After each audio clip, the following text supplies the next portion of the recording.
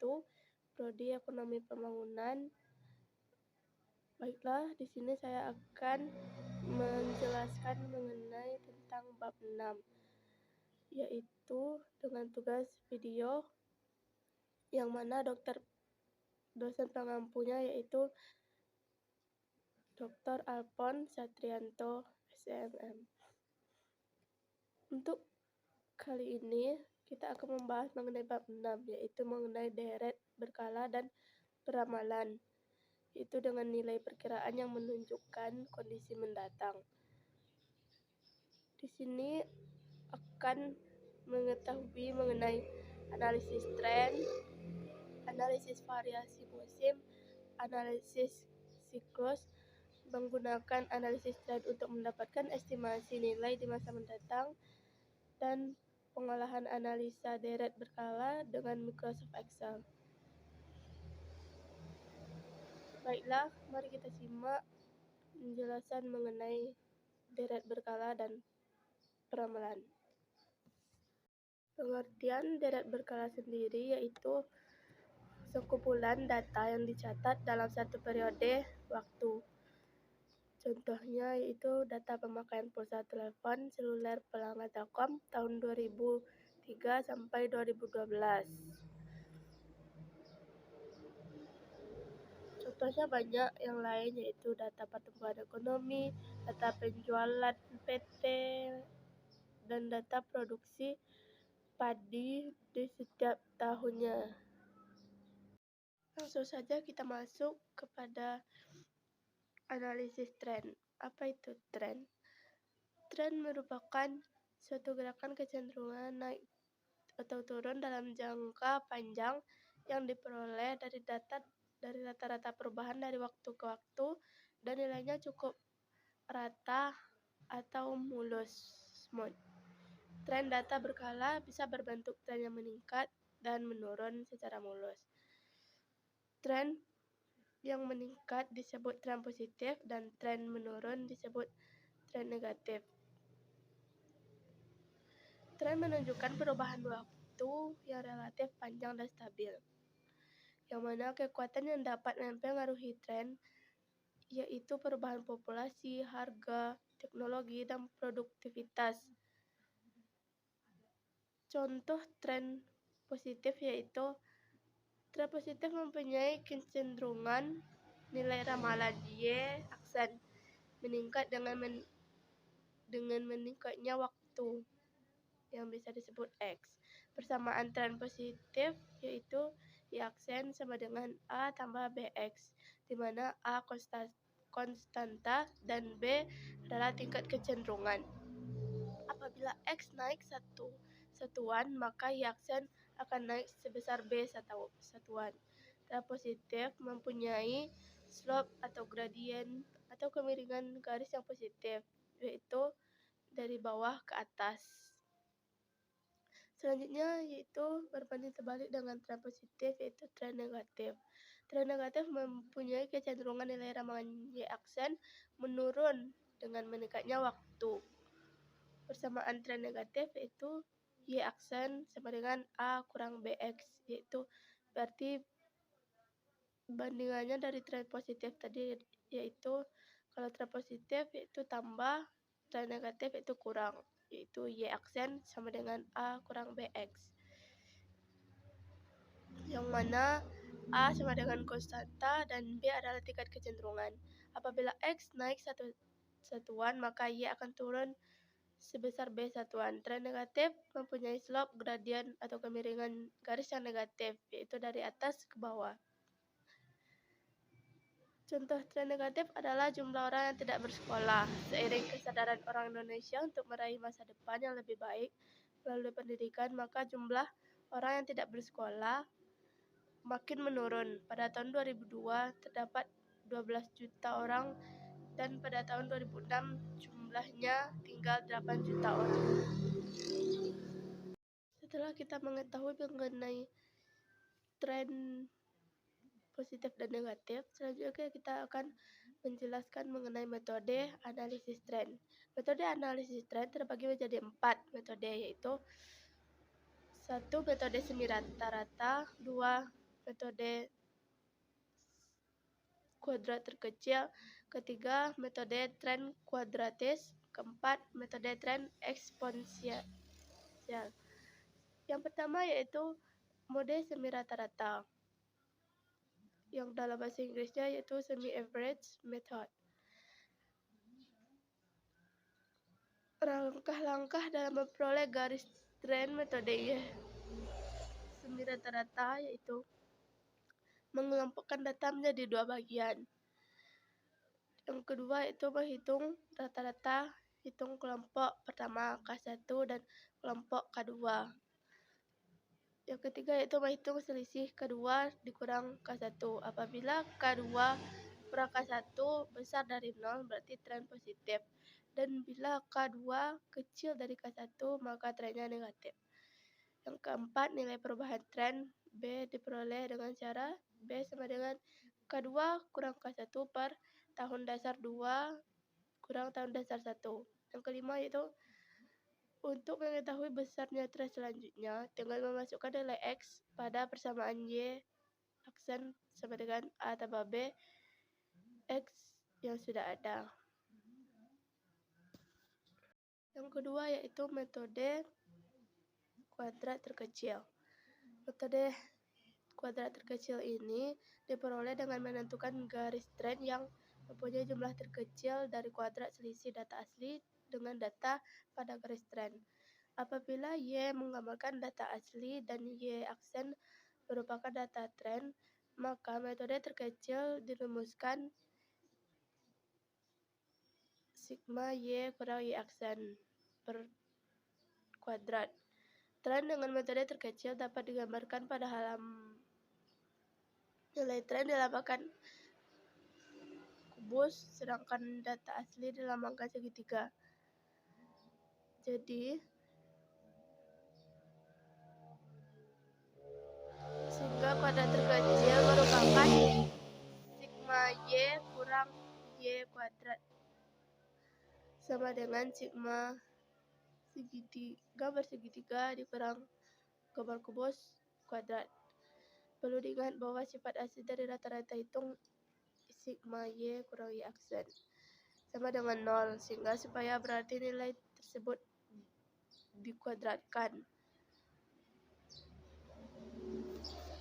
Yang ketiga yaitu metode tren kuadratis. Untuk tren yang sifatnya jangka panjang dan pendek dan menengah, kemungkinan tren akan mengikuti pola linear. Namun, dalam jangka panjang, pola bisa berubah tidak linear.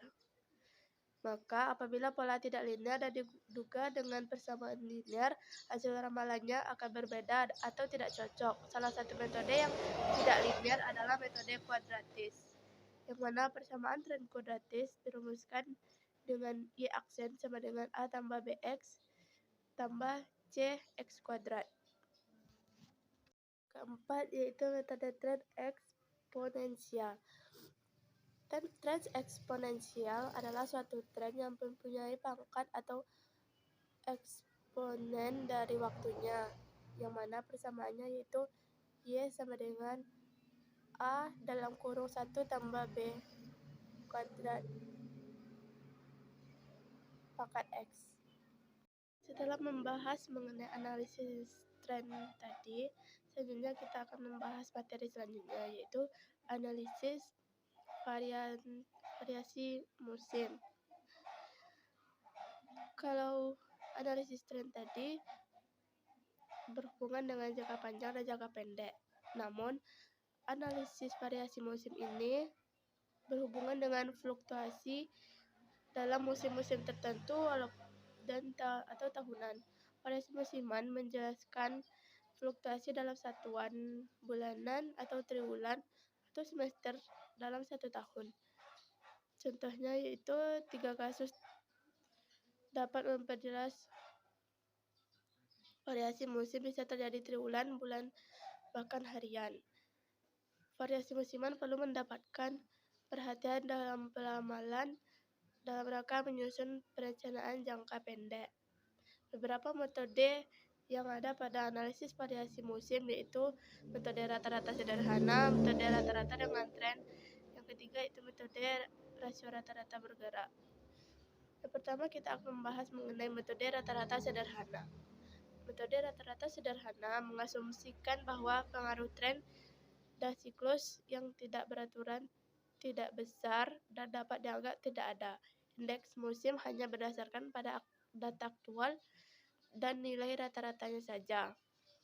Indeks musim dapat dirumuskan dengan indeks musim sama dengan rata-rata per kuartal kali 100 per rata-rata total.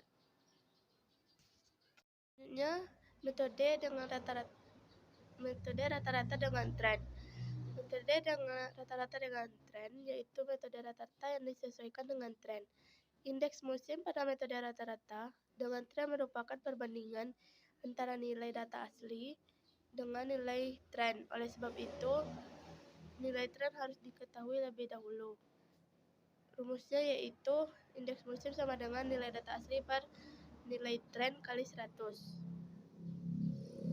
Yang ketiga yaitu metode rasio rata-rata bergerak atau bisa disebut ratio to moving average method, yaitu data yang dilakukan dengan cara membuat rata-rata bergerak selama periode tertentu. Untuk membuat rata-rata tidak ada ketentuan beberapa metode atau N.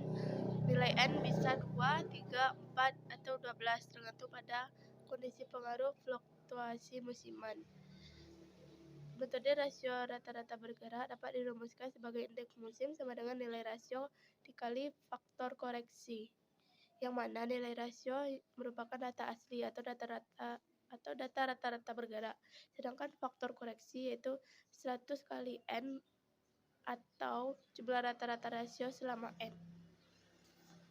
Setelah analisis variasi musiman tadi, selanjutnya kita akan membahas mengenai analisis variasi siklus. Analisis variasi siklus merupakan periode naik turun dalam jangka panjang. Bagian ini mengkaji siklus perubahan atau gelombang naik turun dalam satu periode dan berulang pada periode lain. Kita akan mengetahui mengenai indeks siklus. Pada keumuman, sebagaimana gelombang dalam fisika mengalami resesi, pemulihan, ledakan, dan krisis. Suatu siklus biasanya mempunyai periode tertentu untuk kembali ke titik asal. Periode ini dikenal dengan lama siklus. Pada contoh, lama siklus 4 tahun. Siklus juga mempunyai frekuensi, yaitu siklus dapat diselesaikan dalam satu periode waktu. Frekuensi sama dengan 1 per lama siklus. Dapat diketahui, maka CI dapat diperoleh dengan cara Y per S sama dengan T kali C kali I, di mana T kali C kali I menunjukkan data normal. Untuk memperoleh faktor siklus, maka unsur tren T dikeluarkan dari data normal, sehingga faktor siklus menjadi CI sama dengan TCI per T. Itu analisis gerak tak beraturan. Gerak tak beraturan atau bisa disebut irregular movement merupakan suatu perubahan yang kenaikan dan penurunan yang tidak beraturan, baik dari sisi waktu dan lama dari siklusnya. Banyak penyebab dari gerakan tidak beraturan, diantaranya yaitu perang, krisis, dan bencana alam. Yang pertama yaitu krisis ekonomi. Krisis ekonomi di Indonesia dimulai tahun 1997 mencapai puncaknya pada 1998. Inflasi mencapai 77% dari kisaran 10 sampai 15%. Suku bunga menembus 52% dari kisaran 12 sampai 20%. Krisis menyebabkan gerakan inflasi dan suku bunga menjadi tidak beraturan dan menjadi nilai yang sangat ekstrim. Jadi, dapat ditarik kesimpulan bahwa dari bab 6 yang mana dengan materi deret berkala dan peramalan, maka deret berkala adalah sekumpulan data yang dicatat selama periode waktu tertentu. Deret berkala mempunyai 4 komponen, yaitu tren, biasa T, kecenderungan jangka menengah dan panjang serta bersifat mulus atau smooth. Yang kedua yaitu variasi musim. S. Pola perubahan data dalam waktu musim, baik bulan maupun triwulan atau semester, yang pada umumnya waktunya kurang dari 1 tahun. Yang ketiga yaitu siklus. C. Yang mana yaitu pola perubahan fluktuasi dalam musiman yang naik turun yang mempunyai lama periode dan frekuensi yang stabil dalam jangka panjang. Dan yang keempat yaitu gerak tak beraturan. I. Yaitu gerak yang tak beraturan akibat bencana alam, perang, krisis, ataupun yang lainnya. Deret berkala Y biasa dinyatakan Y sama dengan T kali S kali C kali I. Selanjutnya yaitu pendugaan persamaan tren dapat menggunakan metode semi rata-rata, metode kuadrat terkecil, metode kuadratis, dan yang terakhir metode eksponensial. Metode dengan nilai sigma Y kurang Y kuadrat terkecil adalah metode yang terbaik. Selanjutnya pendugaan variasi musim dengan menggunakan angka indeks musim. Ada beberapa cara menduga angka indeks musim. Yang pertama yaitu metode rata-rata sederhana, yang kedua metode rata-rata sederhana dengan tren, yang ketiga metode rasio rata-rata bergerak atau biasa disebut moving average. Metode rata-rata bergerak moving average dipergunakan untuk menghaluskan tren sebuah deret berkala. Tidak ada aturan khusus mengenai pergerakan rata-rata, namun tetap memperhatikan tren data. Selanjutnya untuk menghitung indeks siklus, C dapat menggunakan 6 langkah, yaitu mengetahui data asli, Y membuat nilai tren, P menghitung indeks musim, S keempat menghitung nilai normal, yaitu TCI sama dengan Y per S. Yang kelima menghitung faktor siklus dengan mengeluarkan pengaruh tren, CI sama dengan TCI per T. Dan ke-6 yaitu mencari indeks siklus dengan melakukan metode rata-rata bergerak pada data CI. Selanjutnya yaitu untuk mencari indeks tidak beraturan I dapat dilakukan dengan membagi faktor siklus CI dengan siklus C, yang mana dapat dirumuskan dengan CI per C. Baiklah, dari materi yang sudah saya jelaskan tadi, semoga dapat bermanfaat dan bisa menambah ilmu atau wawasan. Terima kasih telah menonton dan mohon maaf jika ada kata dan perbuatan yang salah pada tempatnya. Saya Kasrina Salsabila dengan NIM 22060021 dengan prodi Ekonomi Pembangunan dengan mata kuliah statistika dengan tugas video bab 6 dengan materi deret berkala dan peramalan, yang mana dosen pengampunya yaitu Dr. Alphonse Satrianto SMM. Saya mengakhiri video saya pada kali ini. Wabillahi taufik wa hidayah. Wassalamualaikum warahmatullahi wabarakatuh. Oh iya, saya juga mengucapkan minal aidin wal faizin, mohon maaf lahir dan batin. Semoga amal ibadah kita pada bulan puasa dapat diterima oleh sisi Allah. Oke, baiklah, saya akan meng-closing video saya. Assalamualaikum warahmatullahi wabarakatuh.